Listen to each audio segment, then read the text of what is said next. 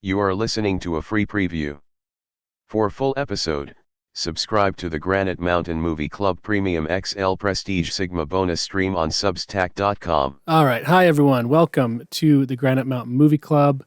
Today we are talking about the 2005, well, I think it came out in 2005 in Australia, 2006 in the United States, film The Proposal, or The Proposition. Sorry, not The Proposal. That's a different movie. I think that's like with, Jennifer Lopez or something. Yeah. I don't know, but that sounds like it'd be a movie she was in. Anyway, The Proposition from 2006. It is set in Australia in the 1880s, and I've got two guys here who I think both of these guys are known for their American posting on Twitter. They're both big fans of America, particularly like the Old West. But I think a lot of their interests, I talked to both of them about coming on because I think what they are into relates to what we're going to talk about here. Even though it's a different country, different setting, I think there's a lot of things related. So first off, I got, and this is going to be a little tricky too because your names rhyme, and they both have a similar starting vowel. So we got Bandy, who, if I remember correctly, that you're named after a character from There Will Be Blood, right? That's Bandy? Right. That's right, William Bandy. And then we've got Vandie, who is your name is a reference to Van Diemen's Land, right? That's like Tasmania. Yeah, well, the Van Diemen Lander is a character in Blood Meridian. He's kind of a dirtbag, and I relate to that. So okay. Yeah. So if you want to call me Van Diemen or something, so it doesn't rhyme with Bandy, that's fine. Whatever you want. I'll go with Vandie. I think we've got some pretty smart listeners. I think they can. Okay. I think they'll be able to hear. I might goof them up, but we'll see what happens. Yeah. So Bandy, I'll have Bandy go first. Bandy, how would you describe your? I'm going to call it a project. I'm going to say how would you describe your project? Now maybe you don't think of it as a project, but I see like your Twitter presence. It feels to me kind of like a project. Like you kind of have something to say. Yeah, thanks. It is. It is. I am intentional about it. Someone generously described me as an American aesthetics poster, and I thought that was maybe a little highfalutin for what I started out with. But I like that, and I'm trying to live up to that. I'm a big reader, and my timeline really started when a friend of mine suggested that I start sharing some of the notes that I take on my books. And I read a lot of American history, a lot of history of the Old West. I also like to go camping and shooting out in the desert. And so I have a lot of my own photographs. And I'm from Virginia originally. And I love there was a map that Lafayette Lee from IM 1776 shared that said America is the story of the South and the West combining, or something to that effect. And that really spoke to me. So I share a lot of information about the American West and also about the South. But I go further afield than that. My detractors have called me a colonialist, and that's probably more true than not. I do, my fair share of posting about mercenaries in Africa and, violence in the Amazonian rainforest and, just intriguing stuff that's happening in these kind of frontier spaces. So the proposition was really, to me, it was really on point because even though it's set in Australia, it deals with a conflict on another frontier, which is the kind of stuff that I'm into. Okay, awesome. Yeah, and you've posted a lot of great paintings. That's kind of, I think, when I first started seeing you around. And I think I remember we had an interaction. I'm gonna give a shout out to a painter I like. I think it's LeConte Stewart. Yeah, that's right. Yeah, he was a Utah guy. I'm from Utah, and he's one of the more well-known painters from Utah, especially who doesn't explicitly do like religious work. He mostly just does like Utah landscapes and stuff. And he was, I think he was most active, like from like the 50s to 40s to 60s or something like that. So, he has a lot of great stuff. I love his stuff. And your posting reminded me of him. I think that was our first interaction on Twitter. I had heard of you, your channel before, and had followed you for a while. But you had suggested LeConte Stewart after I posted something by Maynard Dixon, who is another Utah-based painter, and they were kind of peers and have a similar style, similar era. I've gotten really into some of those that period of painters from LeConte Stewart and that Maynard Dixon school. Awesome. All right, and then we've got Vandie. Now, Vandie, I would say you're also kind of an America poster. You've had these massive threads that you chronicle various aspects of Western life. What's your thing? What's your project? Yeah, I'd also say I'm an Americana guy. I also read a lot. I'm from the West. I live out here in Utah, and I spend a lot of time outdoor in the deserts and in the mountains. So I think if I was going to really try to give a reason for why I'm posting, it's because I love the American West. I think it's a big part of our heritage as a country. I want people to fall in love with our heritage and our history, and a lot of like that era of like the Old West is also a part of like a time in our country when people were really optimistic, right? And there was like a vision. There's like this shared enthusiasm for the westward expansion and the manifest destiny and like what America could become. And I just like have always loved that era of American history. And I don't really want to be pigeonholed as like a Western guy. I love all Americana. I was recently traveling in the Midwest, just because it's part of the country I need to learn more about. I actually have a goal to visit all 3,144 counties in the United States. So I'm currently working on that. That's a great stat. I'd never heard that before on the number of counties. How many have you done so far? 805. Yeah. Okay. You're making good progress. Yeah. It's like 27% or something. There's like a club of like people that like do this. It's called like the Extra Miler Club or something. And like, there's like 70 people that have like finished this. And I actually asked them like, who's the youngest guy ever to do this? And there was a 30-year-old who recently finished his last county. So, wow. Anyways, I think that's just because I love the United States. I love traveling. I like taking pictures of places. And I did kind of get popular on Twitter because people just really liked my long form threads. I don't know if there's really a place for threads much anymore on Twitter. It seems like with the articles, people maybe aren't doing it as much, but I got a following because people liked reading my threads on whatever I was reading that month, and kind of took off. So yeah, Elon's pretty sneaky with this stuff. I was doing threads for a while, and it was kind of automatic. They would always blow up, and then they just kind of stopped working. I don't know exactly what it was, but yeah, I don't know. They were definitely popping for a while. Yeah.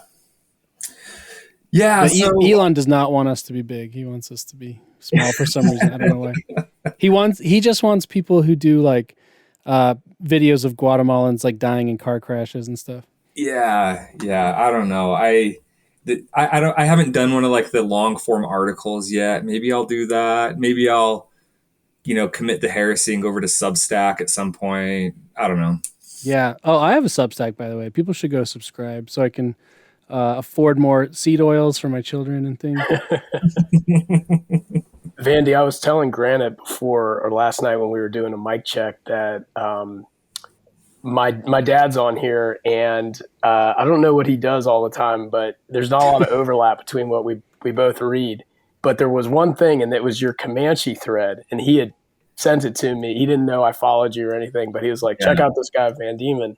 So that thing really blew up. That Comanche thread was nuts. Like I got like 15,000 followers from that. Like it really struck something in people. Like it was something about the telling of that story was in a way that like they had never really heard before. They'd never really quite understood like viscerally in real terms what Indian violence was like in the American West.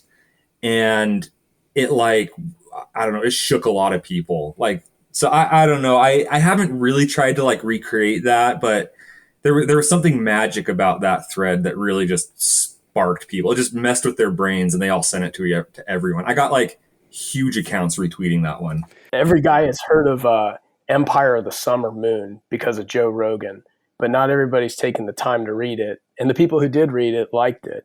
So I feel like that thread, for the people who had read it, it was like a little reminder. That's the way it was for me. And then the people who haven't read it, they feel like they've read it because you did a pretty good synopsis of the high points that author hit. So I didn't actually read that book. That's what's crazy. I read a different book by a different author, a guy named Fehrenbach. He was a Texan who he's my favorite historian. He wrote a book about the Comanche, and as that thread was blowing up, everyone was like assuming or that I'd read this other book, Empire of the Summer Moon, or whatever it was, and or everyone thought that's where I got it from, or they're all telling me to go read it. And so I haven't actually read that book. I read a different book on the Comanche, and I like Fehrenbach because I feel like he's more aligned with like my values, right? He kind of sees the West like the way it really is without any like,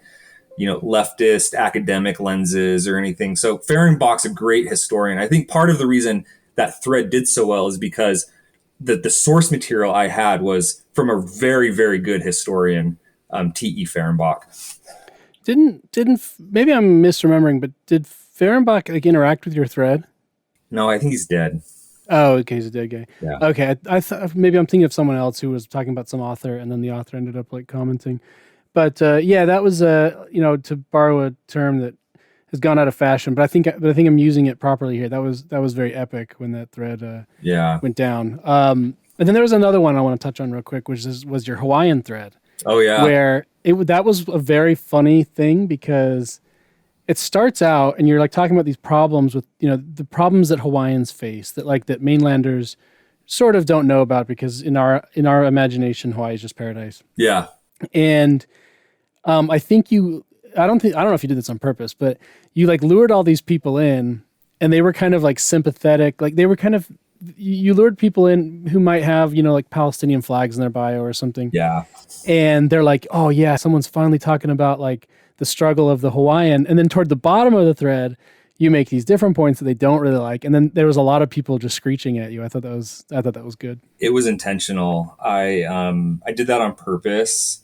I spend a lot of time in Hawaii. We go every year, and so I love Hawaii, but I also have a lot of gripes about the way things are run there, and I totally took that view that like I wanted to lay out the critiques in a way that would be kind of universal with like the solutions that are like more in line with the way I think things should be done. So that was intentional, and I think that thread got like 10 million views or something. It's like 3 times the population of Hawaii like saw that. Yeah, that was awesome. I actually wrote it because I had a bad experience the week before. Like I was in Hawaii and like everything was like shut down one day, and I'm like, this place is a disaster. So I just kind of felt like I needed to ratio the entire state of Hawaii. Yeah, good for you. Yeah. I thought it was a good thread, but my main appreciation was just how mad it made certain people. Yeah, it was good. It did its job. All right, so let's jump into The Proposition. I think had either of you seen this before, or did I make you both watch this? Made me watch it, but it was great. I had seen it. It was I think I watched it shortly after it came out and instantly was really into it. Okay. All right. I saw it a couple years ago. Well, not a couple, probably 10 years ago or something. It was there was this like, well, first of all, do you guys consider it a Western? Is there any reason to not consider it a Western? It's absolutely a Western, without any doubt. It falls into the genre of Western. What are the like essential elements of a Western? Like how do we define it? Well, there's definitely an aesthetic layer, and it hits those points for sure. It's got tall men riding on horses and lever actions and desert and savages and all that. But I think the crucial ingredient is, do you have a huge amount of space that is anarchic, and so that bad men can get away with things they could never get away with in a big city, and good men have to pretty much rely on their own resources to defend themselves. And I think it definitely deals with that basic theme of what it's like to live on a frontier. And the main character, Captain Stanley, is this kind of little glowing ember of civilization on the edge of the frontier. And I could easily imagine him being in the U.S. Army in Arizona or Western Montana in the 1880s, just as he was in Northeast Australia in this movie.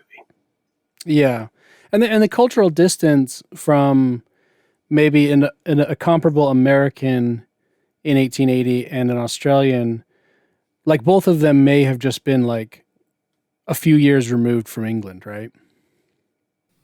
Yeah, for sure. Yeah. So it's kind of, they're in one place or the other. Same sort of guy. I think that a Western at its heart, like the genre of a Western, is really like any story that takes place in a setting that doesn't have the law. Right? If there is no law, it becomes that's the story that it becomes a Western. And the wilderness and the space, that's all important. But I think the absence of any sort of law is what's important for making a Western. Yeah, I wondered, it's a little tricky because I have talked about this a few times, because, I would consider there's more modern things that even have some scenes that are in maybe a more built up area, a more developed town or something. Yeah. Like something like No Country for Old Men, I'd still kind of consider it's at its spiritual core, it's a Western, even though, it's more modern and parts of it take place in cities, and like I think there's like scenes in Dallas or something like that. Yeah. And the nature of like the rule of law was different, in the 1970s when that takes place versus, like the frontier, but still both Westerns. And I think a big part of it for me is the relationship, like the character's relationship to force, like, and violence. There might be law enforcement, there might be some sort of government, but ultimately your own safety and your family's safety sort of comes down to you. And which is, still technically true today, but it feels more abstracted. Yeah. In modern time. I think like No Country is definitely a Western because those people were operating outside of like the bounds of the law, right? You had criminal gangs and cartels and violence. Or I think in a lot of ways, like Breaking Bad is a Western, right? Yeah. It's kind of explicitly a Western. They kind of like, they throw in all the same motifs, like the train robbery and those sorts of things. But ultimately, like Walter White and everyone is operating, outside of the bounds of the law. And when you don't have the law, it's what's interesting to me is like the law is meant to do like three things. Like it's meant to prevent crime, provide for the common defense, and enforce contract law. And so when you don't have courts that you can like go to settle disputes, how do people like settle disputes in places like Outback, Australia, or in criminal enterprises, or in the Western United States? It becomes more about violence and, physical or like survival, or sometimes you have multiple parties who are working with each other and they have to figure out ways to like cooperate outside of the bounds of the law. And so I think that's why these stories really resonate with people, is because that's how we have been for most of human history. Throughout most of history, people had to like figure out how to interact with other people without some sort of like state that has a monopoly on violence that can enforce laws and prevent crime and have courts that people can like, get redress from or whatever. So yeah, I think that's why the Western is so compelling for people, because it's kind of like, I don't know, baked into our psyche as human beings. I think part of what Bandy was saying was the sort of aesthetic elements, and I think that's part of it. And it's weird because I think there's a lot of room to play around with it, but for me, ultimately, there does have to be some sand and some dirt and some orange color tones and maybe some hot weather and things like that, because and some wide open spaces. So you can still do so Breaking Bad to me still works because it's in New Mexico and there's so many scenes that take place in the desert. Yeah. And it just informs the whole thing. Like they all live in half of the characters live in these what do you call those? Like a stucco pueblo sort of houses or whatever. And Yeah. you get all that stuff. And so I wonder if you went beat for beat, line for line, Breaking Bad, but you just moved it to, rural Massachusetts or rural New York. To me, it's like you might have every story beat the same, but it may not still be a Western. I think you're probably right. Like The Sopranos isn't a Western, right? Yeah. Nobody would do that. Yeah, but if you moved The Sopranos to the Southwest and you made them not explicitly Italian mafia, then like maybe it starts becoming a Western. So I don't know. It's a little. The reason I point all this out is just because to me it's a bit of a moving target, which I don't mind. You know it when you see it, sort of thing. But it's not always. I just haven't seen the exact set of like rules that I kind of always work, but I know it when I see it. I kind of liked in your Fargo episode, you were kind of talking about how like Fargo is like a northern, right? Yeah. Like the idea that there's kind of like criminals who exist in like a place that has very high state capacity and very heavy like law enforcement, or there's something like that you were talking about with those guys. Yeah, like in Fargo, there's this scene. The uncorruptible. The cops are very uncorruptible in Fargo. They're not. There's like no vigilante spirit among the law enforcement there. Marge Gunderson a little bit. I mean, she's an overachiever, but she's not a vigilante. Like they're all working within the confines of their job and things like that. Yeah. Okay, so yeah, I mean, I agree. I think I think the Proposition is a Western. I think it would work. I think you could do almost the exact same story and just, move it to, South Africa. Arizona or Oklahoma. Yeah, you could do it in South Africa too. There's maybe I'm wondering if you guys think there'd be small differences in, like, not a big part, but a part of the Proposition is the relationship with the locals. Like, they do have a native guy who sort of works as a scout and a tracker and a translator.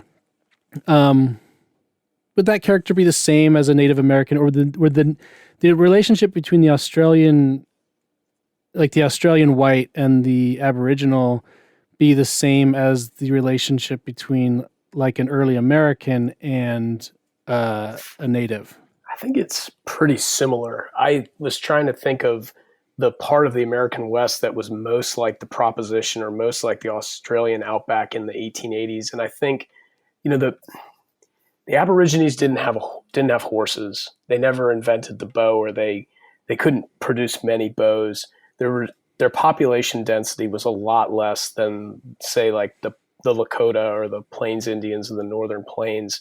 So there was never anything like the combined Sioux nations, but they were a lot like the Apaches in the Southwest.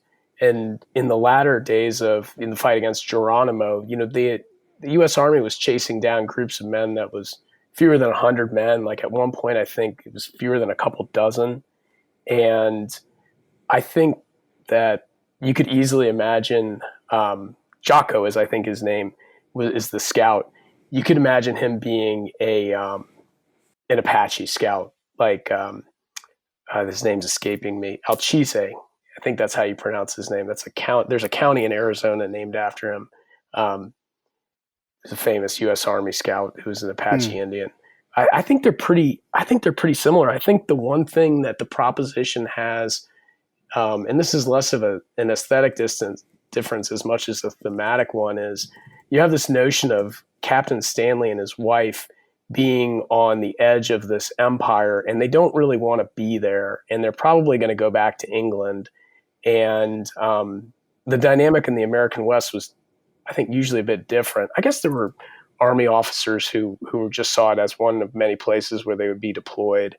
But I think the idea of the British colonial administrator trying to wave the Union Jack in a place that was not British and maybe would never really become British, that's a bit different from the American frontier.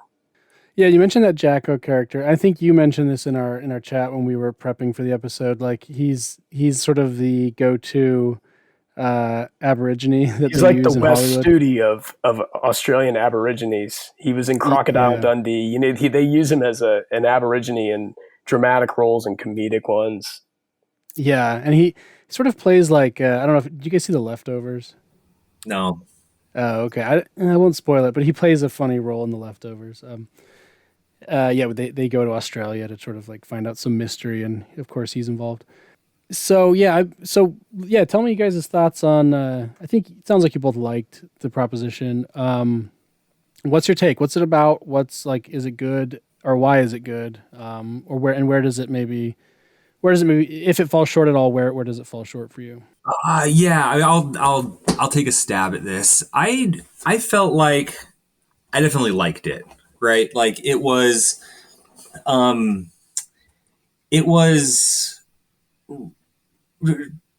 from like the way it was like shot. This like the scenes were lovely. It made me want to go to Australia. I felt like the score was really good, and it showed violence in a very like unflinching way, which is very like realistic.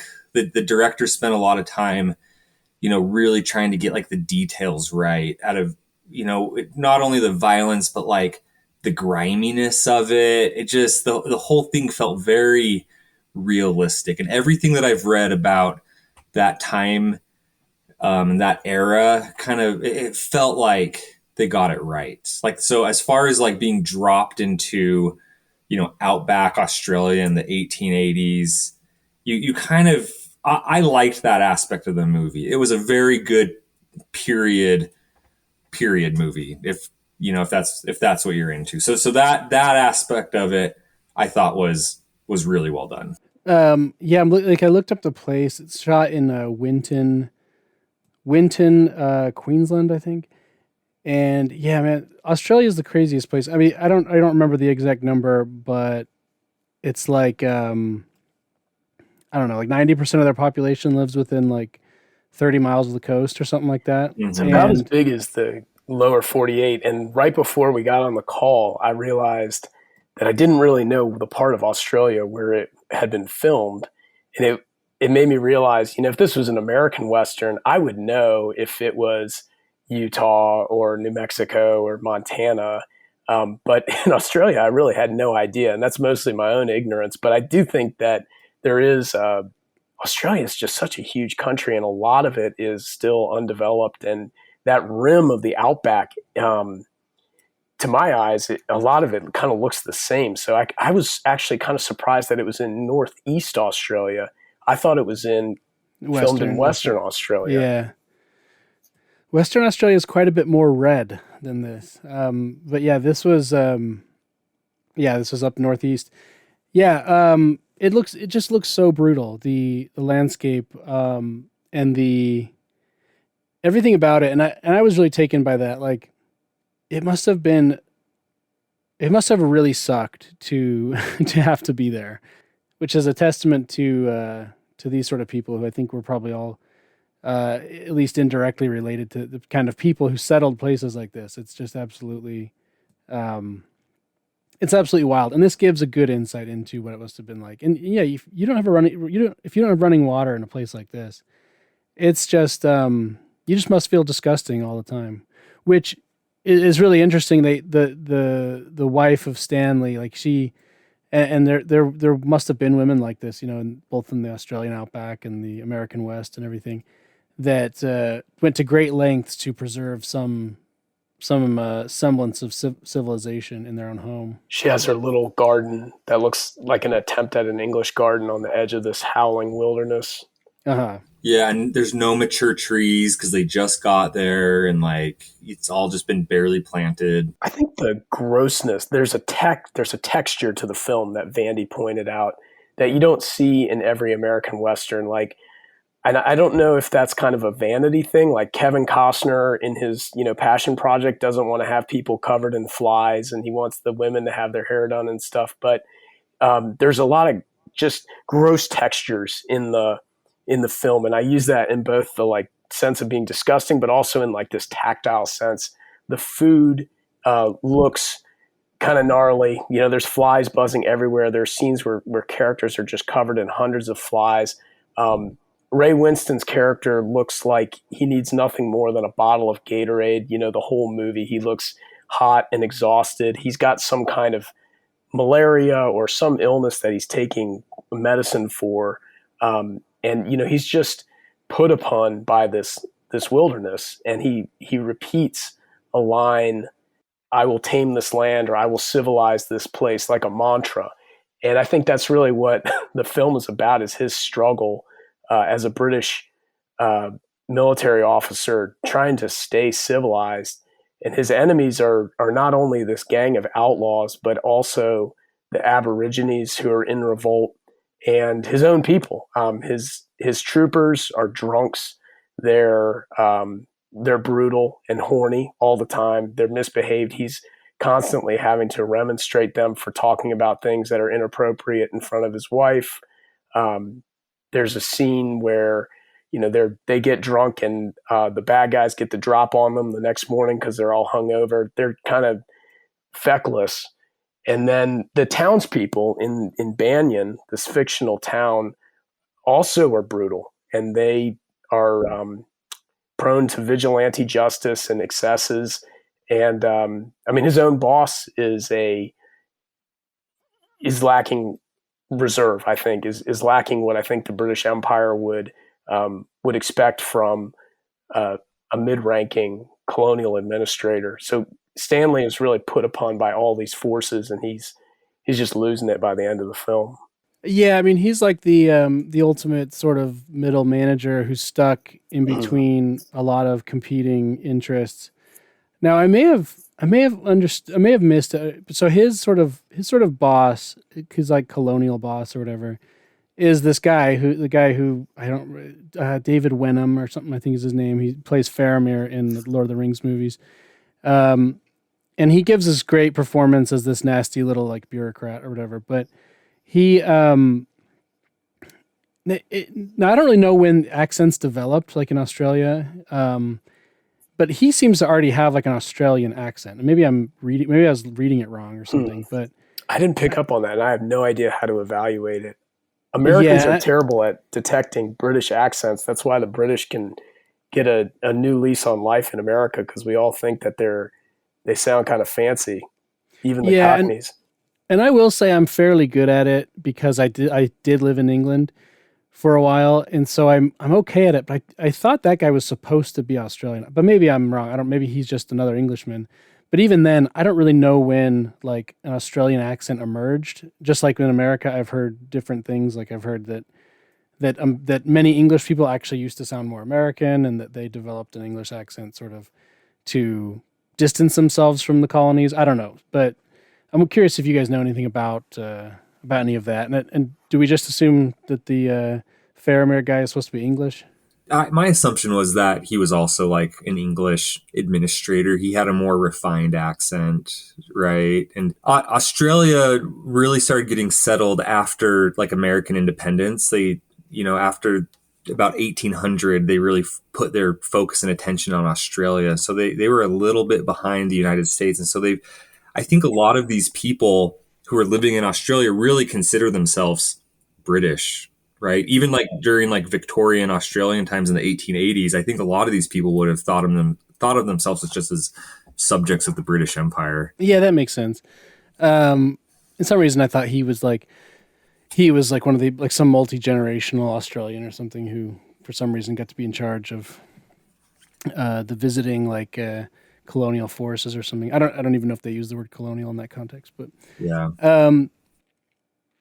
Great. Yeah. So can we talk a minute about the score and the soundtrack of the film? Yeah, and it's sort of you're probably leading up to this, and I might take your point, but the movie was I don't know if it was just the screenplay or the entire like movie was written by Nick Cave, the musician. I know that So he wrote a lot of original songs for the film, which are repeated in different cadences throughout the film, almost, and they really add to the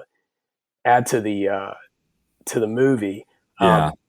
One of my kind of gripes about a lot of westerns is that the soundtracks are kind of forgettable, and people do one of two things. They do like either kind of a twangy, you know, guitar type thing. I'm not a music guy if it isn't already clear in the background, or they do this orchestral music like think Dances with Wolves.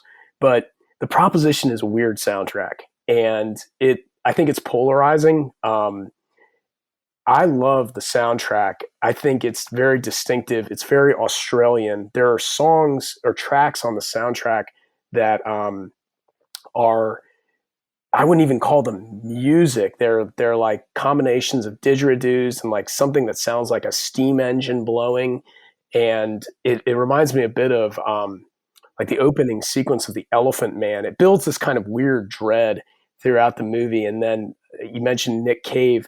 Um, he I think John Hillcoat, one of his first gigs was doing um, music videos for Nick Cave and the Bad Seeds. I watched a couple of those, and they are definitely distinctive. They are not, some of them are not for the faint at heart. But granted, I know you're a big music guy. Like, what's your experience with Nick Cave, and like just knowing, if you had not seen The Proposition but you heard Nick Cave had done a soundtrack for a movie, like what ideas would come to mind to you? I am not like a Nick Cave head. I had listened to him on and off throughout the years, like so I was kind of familiar with him. But I know, I mean, his position sort of in the music landscape, he's very respected, like as a serious sort of guy who tries to make sort of like art. I guess it's not art rock, but he tries to be bring artistry to like his take on popular music, and so I'd always sort of generally had like a positive view of him. And yeah, I think he also wrote and maybe acted in Hillcoat's first movie, which is like a TV movie that I think was probably only played in Australia or something. But um, yeah, so I'm always kind of interested in these guys that like do multiple things. So yeah, and he wrote this movie, and then you're right about the score or the soundtrack being strange. There's a lot of the time they are leaning on sort of traditional sounding, like Western sounding music that would maybe like that you could imagine people in that time and place might have been making. But then there's a two or three instances where they're really like there's a really modern sound to the music. There's like an electric guitar riff when Arthur Burns rides out to try to rescue his brother. Do you remember that? Yeah, yeah, exactly. And that's like so it's I think it mostly works pretty well. I think I personally like if I was Hillcoat or something, I would shoot for I would personally probably try and avoid some of that more modern sounding stuff, but it's like a risk that mostly works, I think, in this case. I think Yeah. if you're going to make a criticism about the film, it's not a long movie, but at times it does feel like a slow burn. And I think that's because the author, or excuse me, Hillcoat, he takes his time with certain atmospheric shots of the outback, and the music matches that. There's a lot of scenes of guys staring off into the sunset and just kind of doing weird stuff in the bush at night.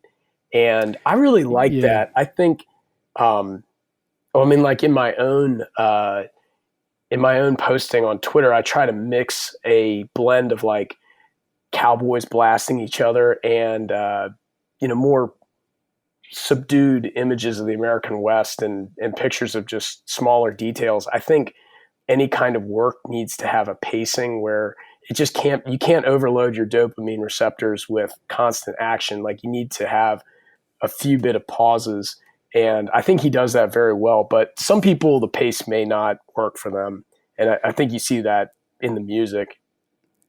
The part of the music that I was really struck by was the folk music. Like there Mhm. was the folk songs. It felt very like English traditional folk song or Irish traditional folk songs that I think there was a scene where there was like a kid who was like singing, or no, it was one of the outlaws was like singing in the camp. That was weird. Yeah, that was that was kind of weird, but I felt like it worked really well because that's the sort of thing that like people did back then. People would just like, they didn't have a Bluetooth speaker. Yeah, they didn't have Bluetooth. Like they just like sang for each other. And so like when I saw it, I was like, oh, this is really nice. It's like, or like it works really well. You have outlaws who are singing to each other. They all have a different repertoire of folk songs that they know, and they entertain each other at camp because they're bored.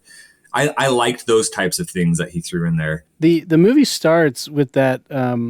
It's like a hymn. I don't know. It's like, I would assume Scottish hymn. Yeah. Okay. Yeah. There is a happy land, and it's got like these old timey photos. Very Ken Burns core like opening. Yeah. It's very cozy, and it's like you're settling in. You're like, okay, I'm gonna be. This is gonna be like PBS. We got Ken Burns here. He's gonna explain, Australia to us or something. But then it immediately switched to this like shootout, and there's like, well, in those pictures, did you notice two things? Marker. Yeah, there's scenes of like guys who have just been shot, and then there's also what appear to be tintypes or wet colloidal photographs of some of the actors in the film mixed in with the period piece, which I loved. I loved the idea of the little girl singing this old church hymn, and meanwhile there's a guy who's had his throat cut on the screen. I thought that really established that you were about to see something twisted. Those pictures, I realized as it was ending, those pictures were part of the plot. They were telling the story of like the Hopkins murders, right, or whatever, and like they had the actual. I didn't pick up on that. That's right, because there's the three people laying in the bed. People, and there's like those are the Burns gang. Yeah. So, and then it immediately, once it goes to the film, you see like the 3 grave sites and the burned out house and stuff. But yeah, I really like that little tune. I don't think I knew that. I didn't know that little hymn apart from the movie, but I've added it to some playlists now. When I find a song I like, especially a traditional, I go find as many versions as I can, and I listen to all of them, and I just kind of beat it into the ground. So I'm doing that now with There Is a Happy Land. Yeah, I liked it too. It stood out to me. What is Emily Watson in that is memorable to you guys? She plays Captain Ray Winston's wife, and I guess I wouldn't say that she's more out of her element than Stanley is, but she's clearly like you imagine her like a character from a Beatrix Potter novel or something like that. She's very English, very prim, very nice lady trying to make the best of this, this fresh hell, as Stanley calls Australia. And I was trying to think, what else has she been in? Because she's so good in this movie. She was in Chernobyl, which I really liked. I recognized her from Chernobyl. Yeah, that's where I was like, oh, the Chernobyl girl. Yeah. She's one of these people who I know her, I see her and I know she's in stuff, and then I have to pull up IMDb to know. I mean, she's in Gosford Park, which was sort of a big won a bunch of awards back in the early 2000s. She's in Punch Drunk Love, which I don't remember her in that. I don't really remember that too well. She's in a ton of stuff, but not a lot of things. Has Danny Houston been in anything else good? He's been in a lot of stuff. He often he's playing against type in this one. He's usually like a uppity sort of English guy or something. Okay. And it also should be noted he's part of like the famous Houston acting family. His dad is John Huston, not the director, but his dad may have been a director too. But he's like the sort of the bad guy in Chinatown and stuff. Okay. His dad was, I think, much more famous than him, but he's been in a lot of stuff too. He's in Children of Men. He's like we covered that, a few months ago on this show, but he's the government employee who like manages like the art. So he has like this fancy apartment, and he's sort of detached from like all the chaos below. He's in tons of stuff. He's not like a leading guy generally, but he gets around. The only other film that I know Guy Pearce, who's the lead from, is this is going to tie back to a point Vandie made earlier. Maybe it was you, Granite, but there's a film called The Rover. Have you guys seen The Rover? I have not. Mm-mm. It's I would call it a neo-Western. It's set in a maybe not a, it's a dystopian Australia that's undergone some kind of resource collapse or something. And Guy Pearce plays kind of a man with no name who's roaming across the outback trying to get something. And he encounters various weirdos and bad guys, and there's a lot of shooting. But he's also briefly in the end of The Road, which was another Hillcoat movie. But for the most part, these actors in this film are distinctive to me mainly because they were in The Proposition. I don't really think of them as cast against type or anything like that. Guy Pearce had a handful of. Guy Pearce was supposed to be a bigger star. He was propped up a few times to really take off, and he is a pretty big star, I think. But it always kind of like came up a little short. But he's in Memento, which is this very beloved Nolan movie. He's in L.A. Confidential. He's like the nerd cop who's like the straight-laced nerd. Yeah, he was always just sort of like just about to break out and become like this A-list. And he was pretty big. Like he really was pretty successful, but it was always just like a little bit less than everyone thought he was going to be. But yeah, he's good. He's really, really good in this. I don't know if anyone has like a false step. Going back to the that I think you said Emily Watson's her name. Yeah. It's very she's like very archetypal, like soft, like she's just like a soft woman. Like you can imagine like men in that era, soft was almost like sort of like a like an erotic word to them. Like they would talk about, and like I miss your soft touch or whatever. Like she's exactly that. Like in this movie, like everything in this movie is disgusting, and then every scene with her, she's like very well put together, and there's this sophistication and softness about her. Like, she's like taking a bath and she's like clean and there's like water. Yeah, I can see what you're saying. Yeah, there must have been quite a few people in town. She was there was like 5 people's labor devoted just to her lifestyle in that town or something. Mm-hmm. No one else is taking a bath, it appears. Yeah. And she's kind of like the only woman. Like you see some other like townswomen in the background and stuff, but she's kind of the only woman in the movie. Mm-hmm.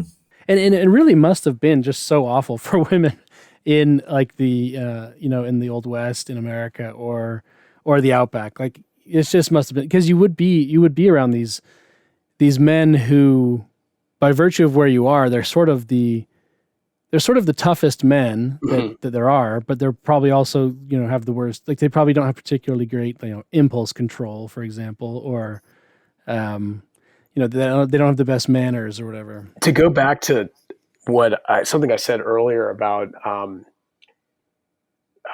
Ray Winston's troopers, they're just the scum of the earth, and he himself is always exasperated with them. And I think that's pretty consistent on the frontiers.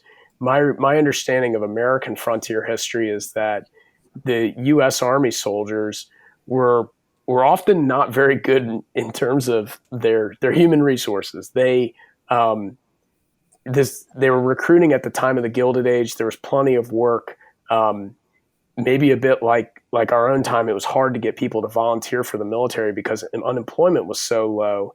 And the only guys that were volunteering for the military or this kind of role were people who needed to start over or needed to get out of town and couldn't hold down a job otherwise, needed that kind of role. And I don't know if the English had a practice of this. I assume they did, but it was not, various countries would, give you the option of like prison or the military. I'm sure they did. Yeah, I'm sure they did. I felt like there was probably a strong chance that a lot of those enlisted men could have ended up as outlaws, right? You could have seen like that guy who like blew his toes off. You could have seen him like out there riding with the Burns gang just as easily as you could have seen him in a uniform guarding someone at the jail. And right? I think they do shoot a bunch. There's definitely an extrajudicial killing about 2/3 through the movie. They shoot up a bunch of Aborigines who I get the sense haven't done anything wrong except been in the wrong place at the wrong time. Yeah, it was kind of a Blood Meridian style native massacre. Mm-hmm. Yeah. Then they're all singing Rule Britannia in the house afterwards. That was striking. Yeah. Yeah. I think it's noteworthy. We've talked for about 45 minutes now and about the aesthetics and the characters, which are strong enough to carry that much conversation. We haven't really gone into the plot as much. For people who haven't seen the film, the basic premise is there's a gang of outlaws who are brothers, the Burns brothers, and they commit this heinous crime. And most of them get away, but one is captured. Guy Pearce's character is captured, and this British police officer tells him, "I will.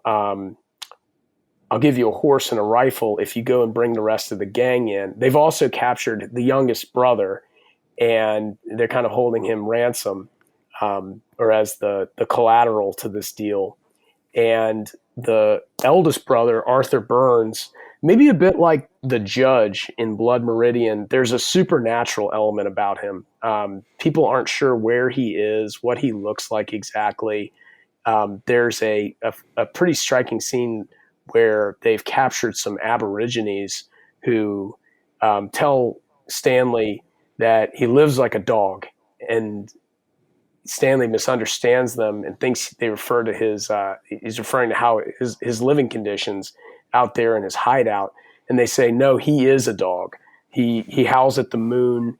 He doesn't wear clothes. He grows his hair out. And so you have this like kind of supernatural valence to Arthur Burns, that he's a werewolf or something. And you don't see him until the last act of the movie. And from there, things kind of unfold in violent directions. But the basic premise is Guy Pearce going out into the wilderness to bring his own brother into justice, and he's conflicted about that, obviously. And I think it's a great movie about families and brotherhood. My brother and I both love this movie, and it was like one of the first really intense movies that we both watched together as young adults. And I think it has a special place for me. There's this cool scene where one of the outlaws asks what a misanthrope is. And Arthur Burns, who's kind of this learned guy, says, "It's a bugger who hates all the other buggers." And the young guy says, "Well, is that us?" And he says, "No, we're a family." And so they have this allegiance to each other that the Australian townspeople, they don't really have. And I think you're meant to sympathize with the Burns gangs, or at least I did. Yeah, I thought the plot was too heavy on like the moral stuff and the ethical stuff. There was a little bit too much moral fagging in this movie, if I'm allowed to say that. Like there was a lot of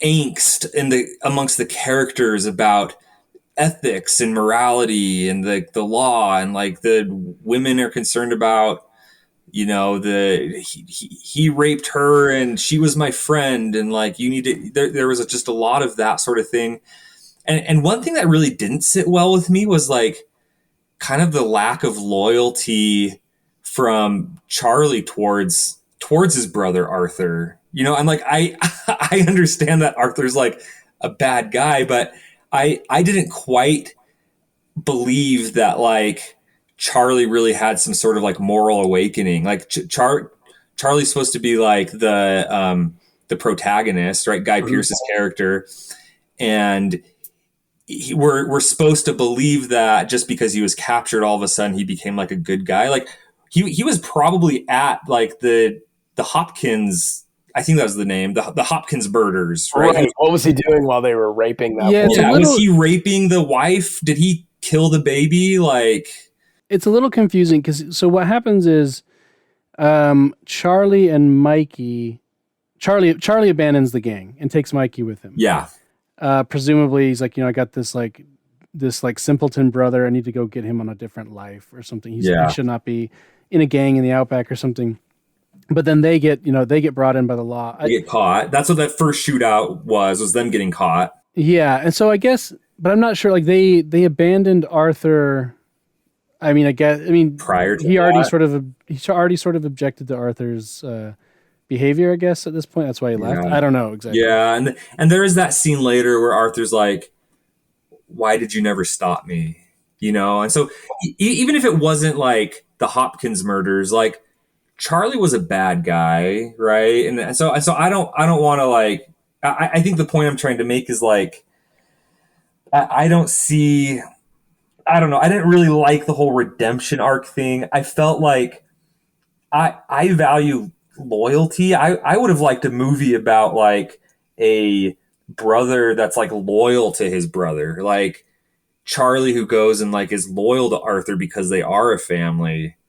I don't know. I kind of felt like this like you know, Bandy, you said you've got a brother, you watched this film with him. I was actually thinking about a conversation I had with my brother a little while ago, and I remember we were having this conversation like, if I murdered somebody, would you like tell the cops, or like would you help me like bury the body? Like, how much loyalty do you have? And my brother, I think to his credit, he was like, I'd help you bury the body. You know, that's a good brother. That's the right answer. Yeah, he's a great brother, and like, so I don't know. It's just something about like there was like too much of that moral stuff that was too heavy on the film, kind of hard to disentangle. I kind of wanted to just see more of a film of like, you know, bad guys being bad guys. Though, I mean, I think that Arthur Burns is clearly a bad guy, but I like him. And I think you're supposed to like him. There's numerous scenes where it's signaling that you're supposed to like him. There's, it's hard to separate a movie from the context we first watched it. I remember my brother and I were watching this movie at our parents' house, many years ago, and we had this. There's a funny scene in the film where Arthur Burns is laying down reading a book, or he's holding forth on some philosophical point, and there's a black dog that's kind of snuggled up with him. And he's just giving this dog a pat. And I think that's a code in a movie that you're supposed to like a character when a dog likes them. Yeah. And my brother noticed that too. We had a black Cocker Spaniel that looked a lot like that dog. And there's all these moments in that movie where I feel like you're supposed to like Arthur Burns. But you're right. There is this like unresolved conflict of how much are you supposed to like Charlie? Yeah, I've got the movie on silent in the background, and I'm actually at a part where he's like sleeping and cuddling his dog.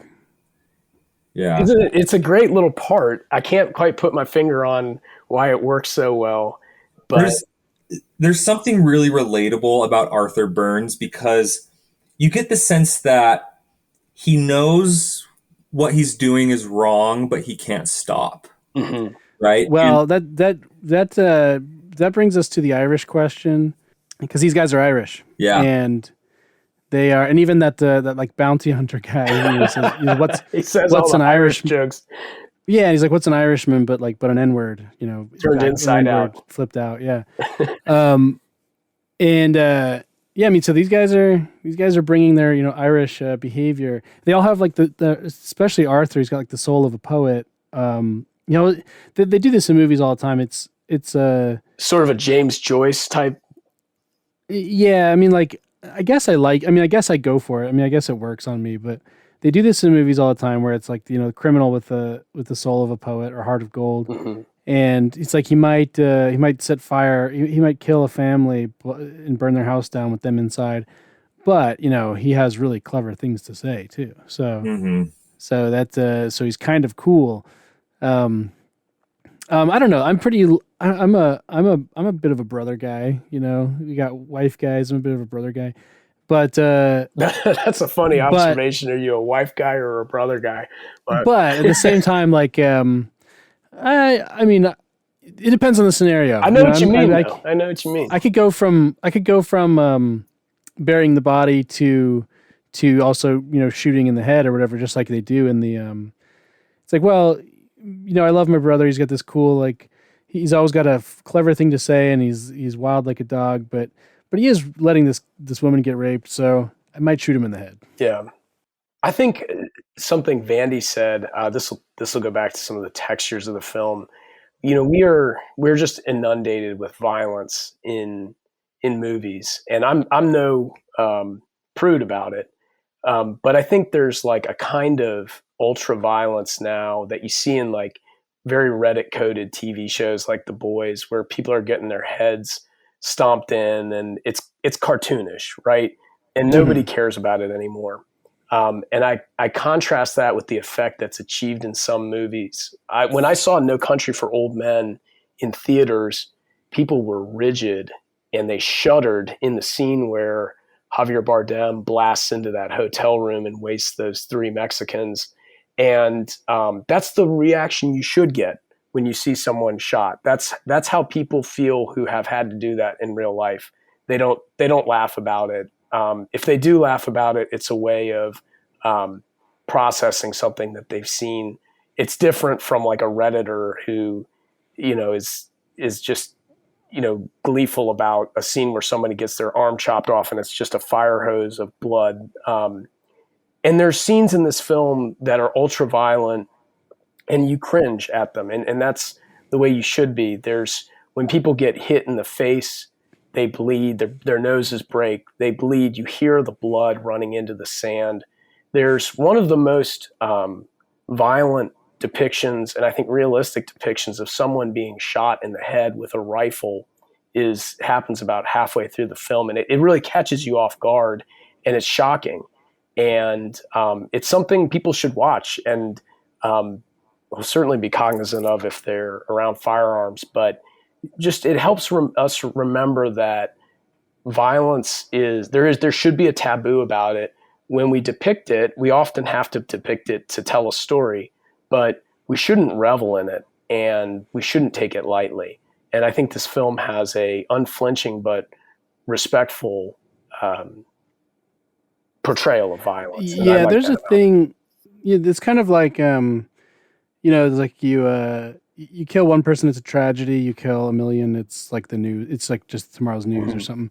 And a lot of movies kind of work that way too, where if there's too much, it's like each screen death is kind of meaningless. It doesn't matter. But in a movie like this, and like Breaking Bad was really good at this too. Like, especially prior to the fifth season, up until the fifth. So the first 4 seasons of Breaking Bad, it's like whenever someone did have to die, it was like a very weighty experience.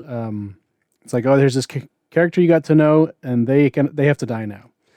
And it was always sort of like, and I remember watching that show more or less in real time, like as the episodes came out, and it would end. They would often, the way Gilligan would do it is he would usually end the episode on those really low notes, and it was always sort of like, oh dang, like that was sort of heavy. And this movie sort of does that too. Like, it treats each death.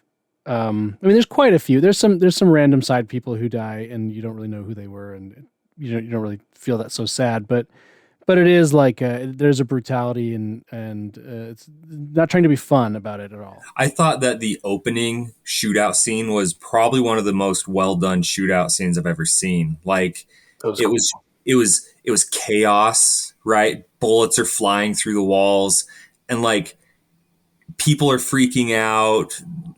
I thought like the little brother, what was his name, Mike? Yeah, Mikey. Yeah, Mikey's like cowering in the corner, and like I don't know, I've been in situations like, I don't know, I've played paintball before. Like I've been in those situations where there's like things flying around, and it can get chaotic, right? And like you feel like you don't want to, like, I don't know, put your head up or something. So I think there's one guy who puts his head up, he gets shot or something, and like Guy Pearce is kind of sitting and shooting out the window. And so that whole thing, it didn't feel, glorified. It wasn't like a blaze of glory. It just kind of felt like you're watching a massacre unfold in real time. And I think that's what it would have really been like. Just a chaotic mess of things flying around and people being scared. Mm-hmm. Yeah. Let's say, I wonder if there's any performances we haven't touched on. I think, I don't think we've really talked too much about Ray Winstone. I've always liked that guy. He's sort of good in everything, and I think he's very good in this. He's like he's got this big presence. He's got his big head, and he's sort of I don't actually think he is particularly large, but he sort of looks large. Mm-hmm. And He's a sturdy yeah, English guy. You yeah, imagine him he eats beef every night for dinner. steak pies. Yes, Yeah. he eats steak pie. Yeah, and he's I think he does a really, really good job of this being the sort of guy that's like stuck in between the sort of the losers beneath him and the people above him who are trying to get him to do things, and these criminals on the outside.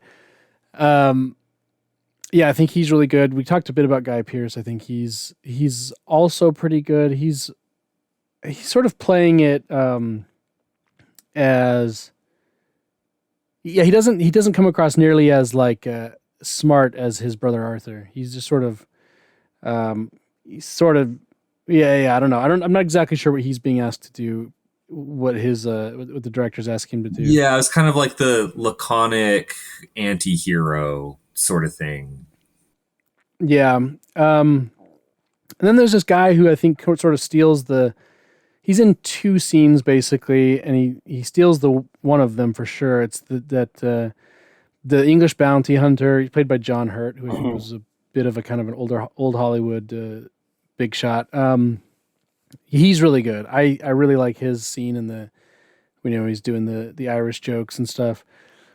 Who else is there? Is there anyone else that really stands out? I think that's almost it. And well, do you know who really stood out to me was the outlaw, the guy that was in the Burns gang, the really slimy guy with Arthur when they came to like kill the Stanleys in their house. That guy who starts to rape Emily Watson. Yeah, and he was the one who was like singing. He was the one who asked, "Are we misanthropes?" It feels like every gang, every outlaw gang kind of needs to have like a combination of like noble outlaws and like really people you're happy to see shot. Scoundrel outlaws, and that guy was like the scoundrel outlaw. And then there's like the Mikey character. I mean, I think what he's doing could have been played by a lot of people. It's not necessarily that important of work. Yeah, I'm looking at the list. There's maybe not really anyone else. It's a pretty small movie. But I think those main people, Winstone, Pierce, Emily Watson, are pretty good. Yeah. I don't think there's too much more. I don't have too much more to say about the movie itself, but curious if you guys have any final thoughts on kind of like what it's about, like from a distance. Like, is this about the necessity of violence in these sort of environments? Like, if you're ever trying to, build something in a harsh environment, like it's gonna necessitate some violence. You needed these guys built the British Empire, and I'm always impressed by that. The Stanley types. I think the only detail I would have added to his character would be if he had like a collection. There's shots of his house, which is a nice little house that's been kept in good order. But if there had been a collection of Australian Aboriginal artifacts on a wall, or we had seen him working on a lexicography of Australian language, that would have really completed the character for me, because the British Empire was really held together by these guys who knew how to do violence, but they were also curious people, Renaissance men, people who could not only hold they couldn't rely on violence completely because there just weren't enough of them, but they also had to exert some soft power, and that meant making the British Empire look attractive and also learning something about the people that they were trying to hold sovereignty over. And I think he was, along with Peter O'Toole's portrayal of T.E. Lawrence, I think he's one of the top 4 or 5 depictions of British colonialists in a film, sympathetic portrayals at least. There's someone the other day, there was some tweet, it's something like, it's like, oh, what did autistic people even do, 200 years ago or something like that. And someone quoted it with a picture of Paul Bettany from Master and Commander, like writing in his notebook. He's like, he's going around the world, like writing every plant and animal he sees. Like that would have been the absolute greatest time to be an autistic note taker. So one thing I thought from a plot perspective that worked really well was kind of was Charlie's like will he won't he tension, right? As he goes back to the gang, and like, that he's been told to like kill his brother, and there's scenes where he like points a gun at him, but then like there's like two of those, and he holds back. And I like that plot point a lot. I felt like they could have played that up a little bit more. Like there could have been thicker tension, and like, or I kind of thought that like Arthur was gonna like find out and like, I don't know, fight him or something. They were gonna have a duel in the desert or something like that. I kind of felt like that aspect could have been handled a little bit better somehow. Arthur, in his sort of like philosophical demeanor or whatever, he does know, and he like does know that he, I think he sort of senses it, but he's sort of like whatever, like I will, I can sort of manifest this to not happen or whatever. And he's not, and when it does finally happen, he's just I think the final thing he says to Charlie is sort of like, what are you going to do now? Like he's not even, he's like not even mad about it. There's a sense of understanding. Sort of like, you did what you had to do. What's next for you? Yeah. And then Charlie goes and like sits next to him and they watch the sunset together. Or was that a different scene? It's the one. That's it. Yeah. I think if you ever had to kill your brother, I think I was just about to ask if you had to kill your brother for being a serial rapist murderer, would he understand? Yeah. Yeah. Any other major like themes? Anything that deserves attention? We could talk more about Hillcoat's future projects. So let's move on to there's sort of an elephant in the room. I'll set this up. Like, I felt like when this was announced, it was announced that the director of this, John Hillcoat, would be adapting Cormac McCarthy's Blood Meridian, which is frequently referred to as the greatest American novel, or at least the greatest American novel of the last 100 years. Frequently talked about, and it's also one of those things where I've heard many people say that it can't or should not be adapted to a movie, like it wouldn't work as a movie, or that no one's really good enough to handle it. You are listening to a free preview.